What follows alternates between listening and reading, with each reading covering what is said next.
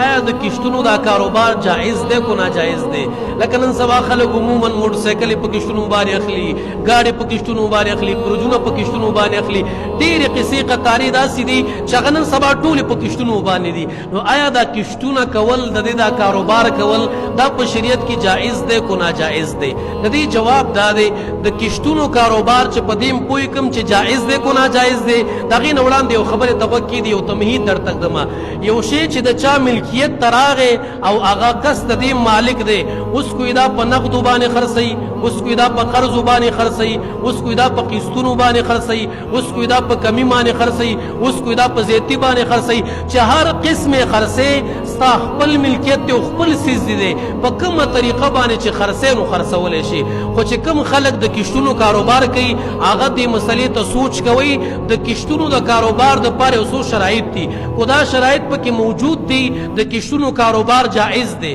او کو دا شرایط پکې نو د کشتونو کاروبار جائز نه دی. ګورئ بیا اول نمبر شرط دا دی چې تاسو د کشتونو کاروبار کوئ د هغې شي به مجموعه قیمت معلوموئ. دا موټر سایکل دی، دا موبایل دی، دا پریزر دی، دا فرج دی، د دې قیمت دی 1,00,000 روپۍ. سر به معلومیږي ښه، دا نه چې بس په څو دی ویوړو بس بیا به حساب باد کې کوو، نه نه، سر به وله معلومې چې په دومره پیسو باندې دی. دویم نمبر دا دی چې دا به معلومې چې کشتونه به تاله څومره در کومه دله، مثلا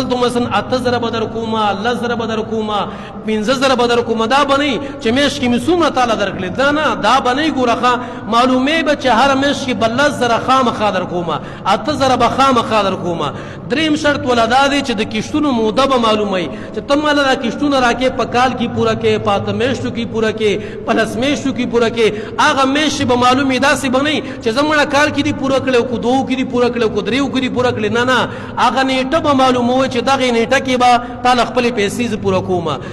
څلورم شرط ولا دا دی چې کله په دې کشتونو باندې هغه میاشت شاټ شي، لکه مثلا